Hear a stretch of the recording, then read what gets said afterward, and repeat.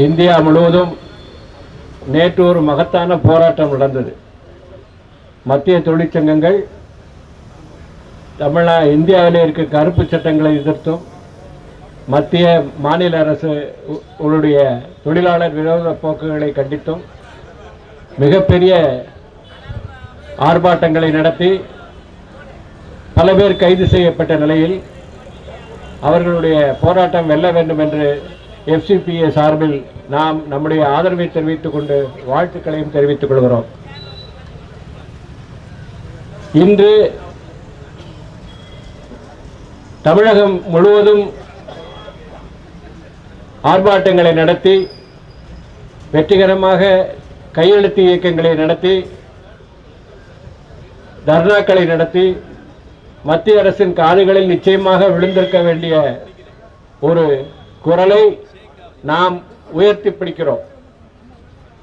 மத்திய அரசு ஓய்வூதியர்களுடைய நலத்தை பறிக்காதீர்கள், வேலிடேஷன் ஆக்டை திரும்ப பெறுங்கள், 8வது சம்பள குழுவினுடைய டேர்ம்ஸ் ஆஃப் ரெஃபரன்ஸ் இதை உடனடியாக மாற்றி அமைத்து அனைத்து பென்ஷனர்களுக்கும் பென்ஷன் உயர்வு வழங்குவதற்கான ஒரு வாய்ப்பை உருவாக்குங்கள்.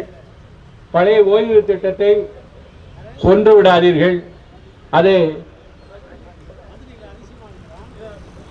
பணப்பலன் இல்லாத ஒரு ஓய்வு திட்டம் என்ற திருத்தத்தை திரும்ப பெறுங்கள் என்கின்ற கோரிக்கைகளை வலியுறுத்தி நாம் இந்த மாபெரும் தர்ணா போராட்டத்தை நடத்துகிறோம்.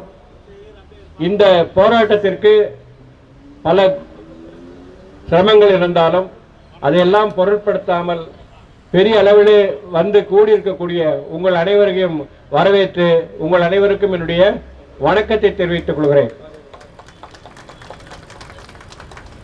We are retired, but we are not tired அப்படி என்பதை மறுபடியும் நிரூபித்துக் கொண்டிருக்கிறோம். நம்முடைய இந்த குரல் டெல்லியில் இருக்கக்கூடிய அரசின் காதுகளில் விளைவு என்று சொன்னால் மீண்டும் ஒருமுறை நாம் அனைவரும் டெல்லிக்கு சென்று அவர்களுக்கு ஆதரவில் குரல் கொடுக்க வேண்டிய கட்டாயம் ஏற்பட்டால் அதற்கு நம்மை நாம் தயார்படுத்திக் கொண்டிருக்கிறோம் என்பதையும் நாம் இந்த நேரத்தில் சொல்லிக்கொள்ள விரும்புகிறேன். இன்றைக்கு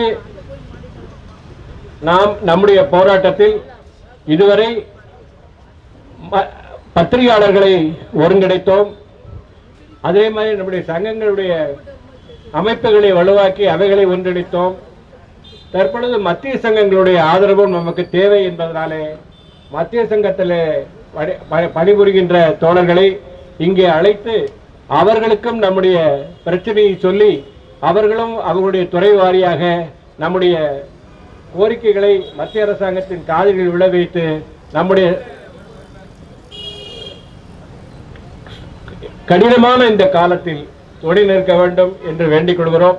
அவர்கள் எல்லாம் இங்கு வர இருக்கிறார்கள். எனவே நாம் இன்று 5:30க்குள் இந்த தர்ணாவை முடிக்க வேண்டும் என்பது போலீஸ்காரர்களுடைய வேண்டுகோள். அதனால நம்ம எல்லாருக்கும் ஒரு வாய்ப்பு, அதே நேரத்தில் நாம் எல்லாம் மிகவும் ஒழுக்கமுடையவர்கள், டிசிப்ளின்டு சோல்ஜர்ஸ் அப்படின்ற அளவில் நம்ம எல்லாம் நம்மை கட்டுப்படுத்தி கொண்டு குறிப்பிட்ட நேர அளவுகளில் நம்முடைய உரையை முடித்துக் கொள்ள வேண்டும்.